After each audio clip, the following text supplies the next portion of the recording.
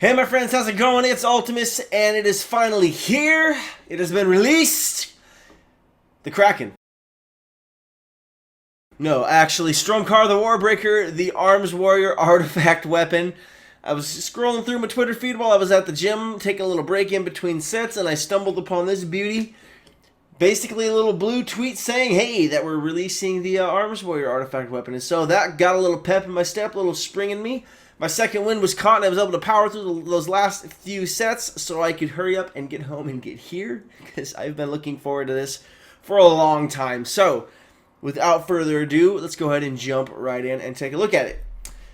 There is no equipped effect yet. Of course, we know that's going to be added later, but there is nothing as of now, so we'll have to hold on looking at that, which will give us a chance to come back and take a look at this again, see if they've updated it, change it at a future date. So we're going to go ahead and start with our first talent. Corrupted Rage is an instant on a 1-minute cooldown. Stomp the ground, causing a ring of corrupted spikes to erupt upwards, dealing 350% shatter damage and applying the Colossus Smash debuff to all enemies within 8 yards. Holy butts.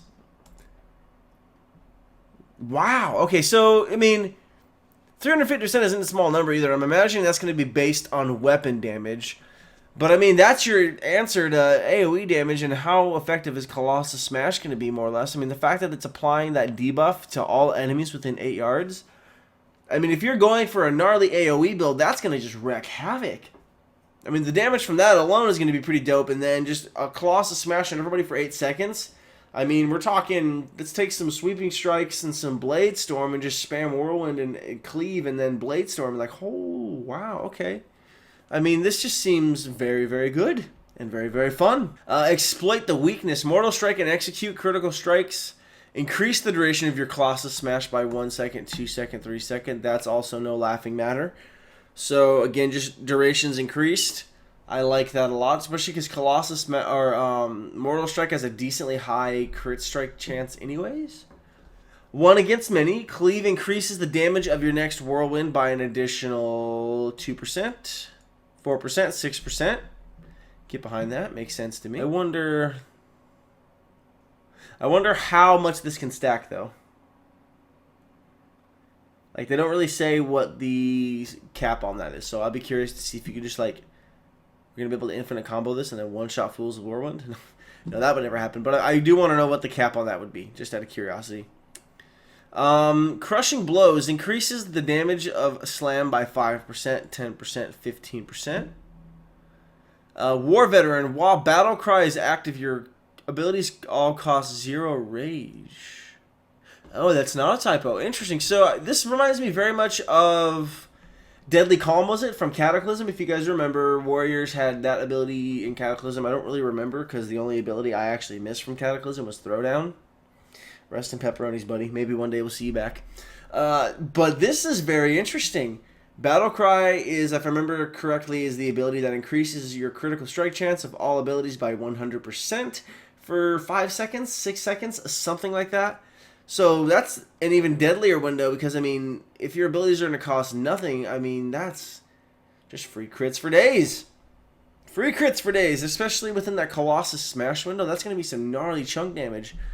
I mean, that's going to be the obvious time to counter a warrior. Then, if that's the case, I mean, literally, I mean, it sort of is now, but even more so, like, if you want to shut down an arms warrior, just pop defensives or really time your defensives well, or your CC when Colossus smashes up, or sounds like you're going to get chunked.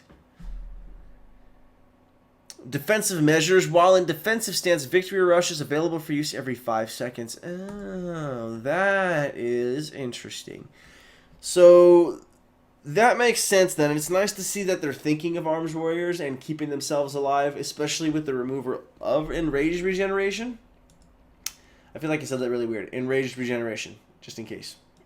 I don't know if this really fits though. Like, this seems oddly placed. I mean, it's not a bad talent, like, as far as it being effective, at least on paper, and being decent.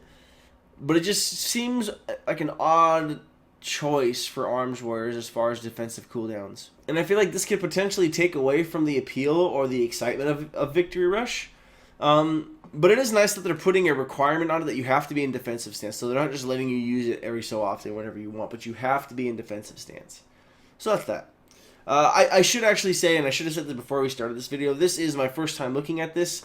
I waited to take a look at this until I sat down to record this video for you guys. I figured it'd be more fun to do it that way, just get a blind look at it, and so you guys could get my initial first impressions.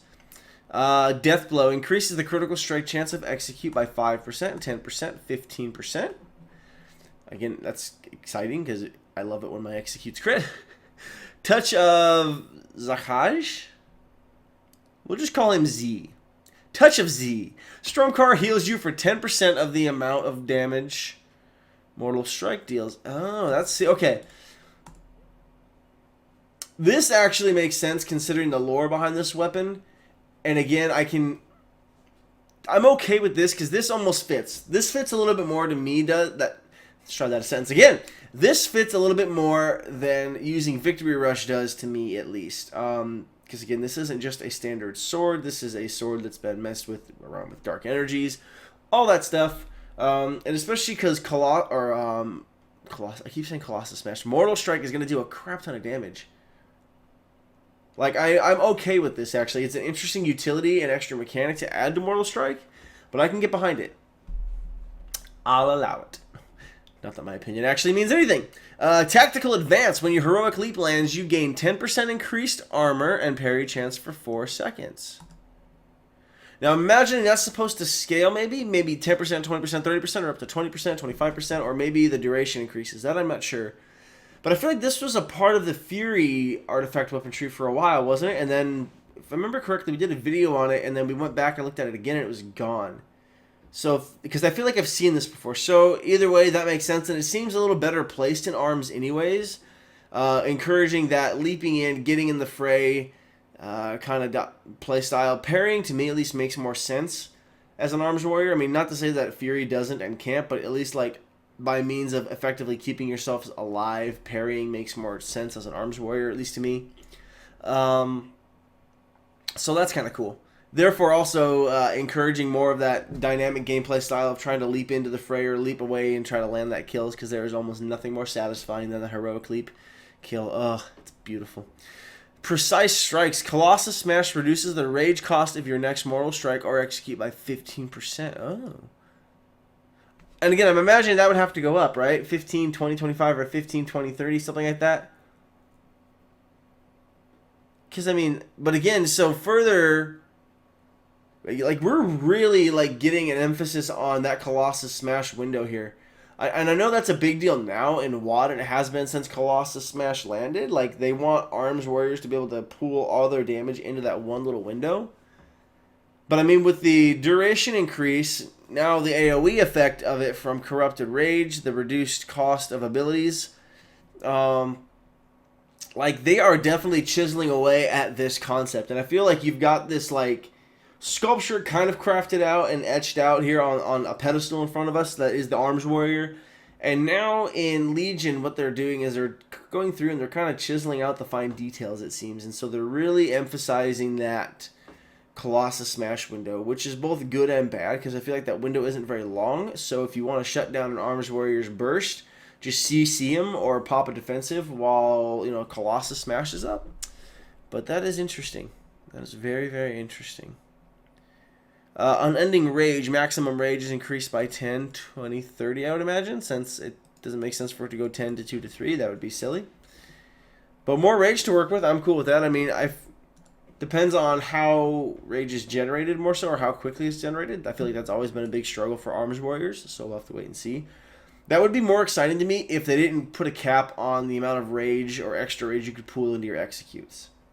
That would be a little bit more exciting to me if that was the case. However, with an increased rage pool and the reduction of execute cost during the Colossus Smash, or even the, you know, abilities costing no rage during War Veteran, you'll definitely be able to get more executes off. So that's not a bad thing either. If you've got that rage built up, you're definitely going to be able to fund that extra damage into the execute a little bit better. So it's not all bad, and it's not entirely lackluster. Thoradin's Might increases the damage of Mortal Strike by 5, 10, 15%. I was wondering where that one was going to be. And then Focus in Battle. Mortal Strike now has the 20% chance to reset the cooldown of Colossus Smash. I want to know how much higher we can increase that chance. Can we?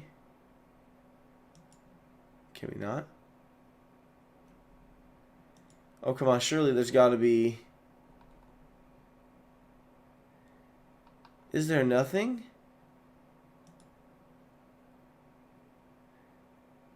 That's going to be extremely disappointing. Oh, that's a bummer. Well, now I'm not excited anymore. Dummy. That's no fun. Oh, well. Either way, 20% chance. Not bad. Let's take a look now at our elite abilities here. Corrupted Blood of Z. Zakaj.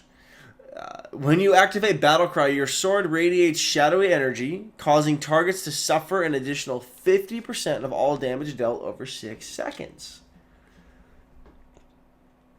So if you're going to be pooling a ton of your abilities and just massive burst into that Battlecry window, into that Colossus Smash window, you're going to do that shadowy energy radiation thingy that causes targets to suffer an additional 50% of all damage dealt over 6 seconds.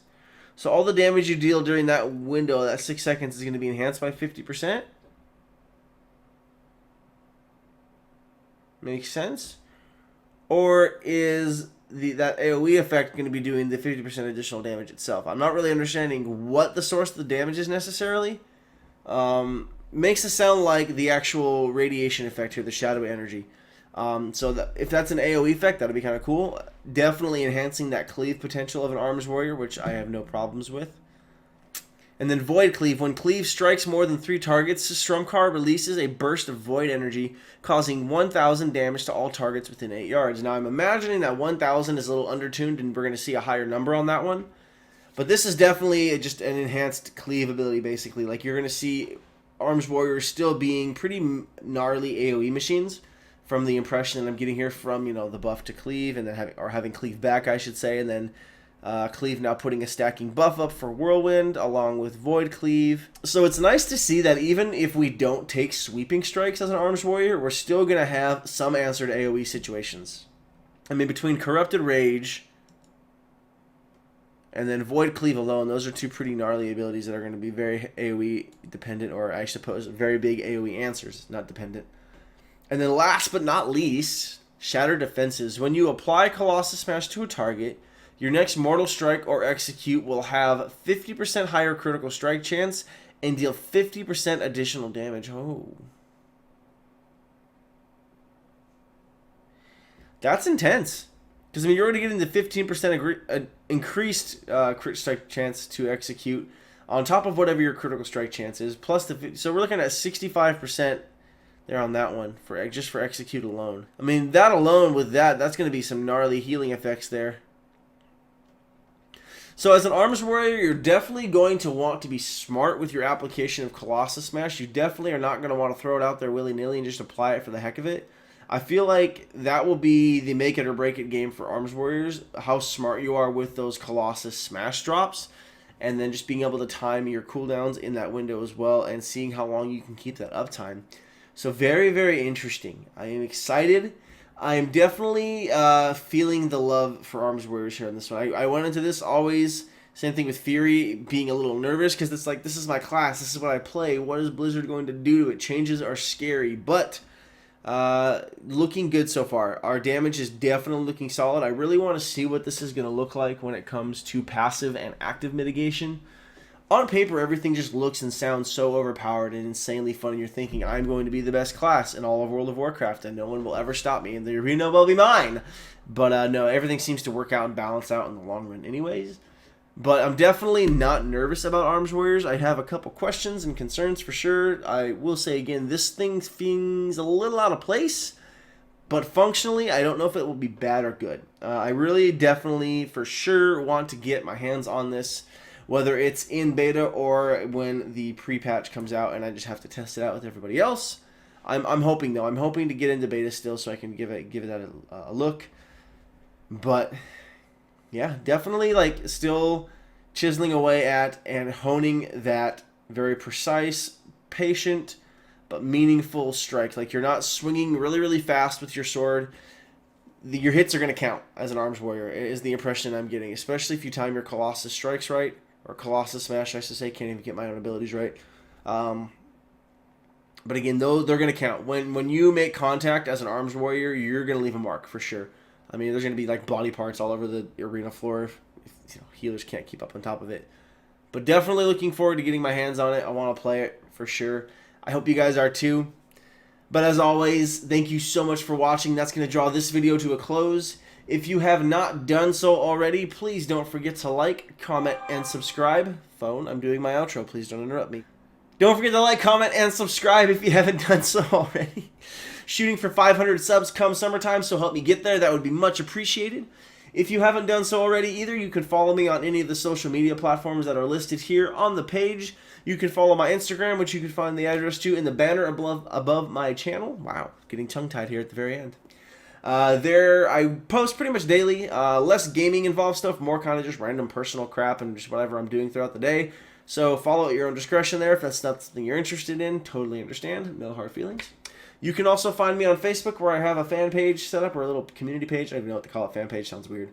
But basically, I post my videos there as well every day. Links to my videos, so you can keep track of what I'm posting, what I'm making, and that way you can watch it whenever you want. And also, you can follow me on Twitter, where I'm pretty active, pretty good at responding back to people who tweet at me. It's a great place to leave video suggestions, requests, comments, any of that. I always love hearing from you guys. So thank you so much for watching, and I'll catch you next time.